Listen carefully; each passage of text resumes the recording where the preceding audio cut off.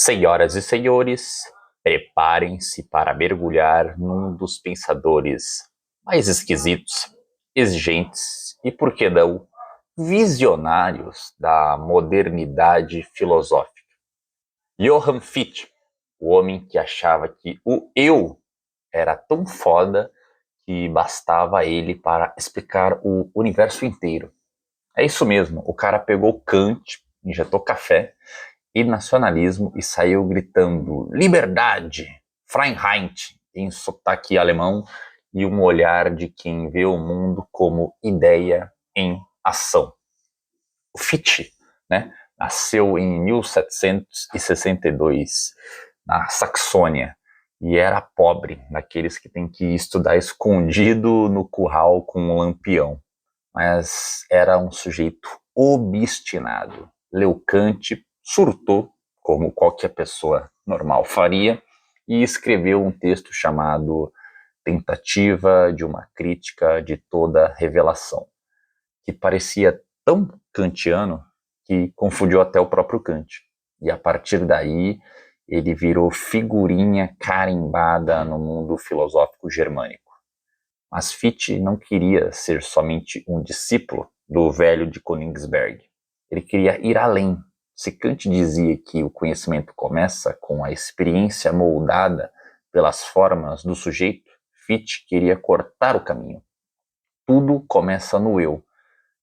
E o eu põe-se a si mesmo. Isso não é poesia nem autoajuda, é metafísica transcendental very hard. A chamada doutrina da ciência, né, é a tentativa de Fichte de fundar todo o saber humano sobre o ato do eu que se autopropõe.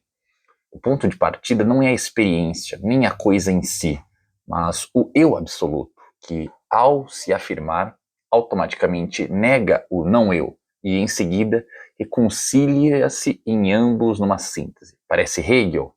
Parece, mas é anterior e com muito mais testosterona idealista.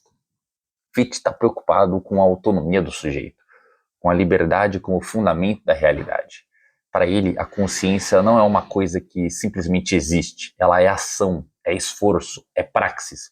A subjetividade é revolucionária e o mundo é a arena onde o eu realiza sua liberdade. Essa concepção leva inevitavelmente para a política.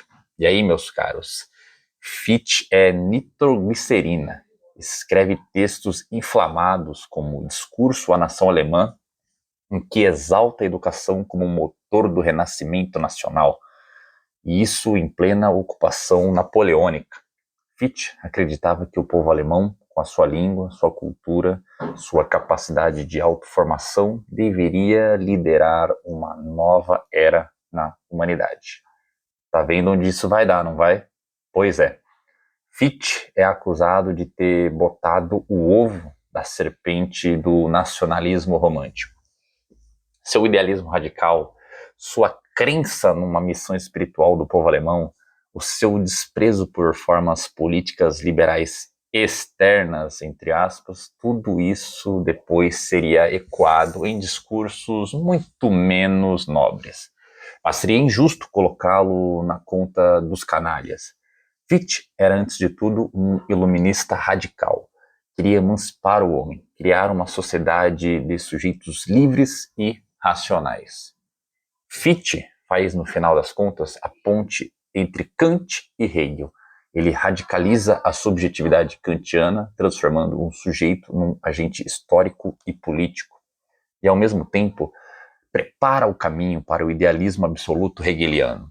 Se Kant era o arquiteto da razão, Fichte é o pedreiro revolucionário que bota a mão na massa e constrói uma moral da ação. No fundo, Fichte nos pergunta: quem é você? O que você faz com a sua liberdade? Ele nos provoca a sair da passividade, a pensar a vida como um ato ético contínuo, como realização de uma ideia de si mesmo. E mais, nos obriga a pensar que a liberdade não é um direito garantido, mas é uma tarefa interminável. Então, da próxima vez que você se pegar reclamando da vida, esperando soluções mágicas ou terceirizando a responsabilidade, lembre-se do FIT. O eu se põe a si mesmo e só depois lida com o não eu. Ou seja, primeiro se afirme, depois encare o mundo. Prendemos a esse eu transcendental, ao idealismo com o calo na mão e a liberdade como labuta filosófica. Até o próximo episódio do nosso podcast, onde o copo de cerveja vira ideia em ação.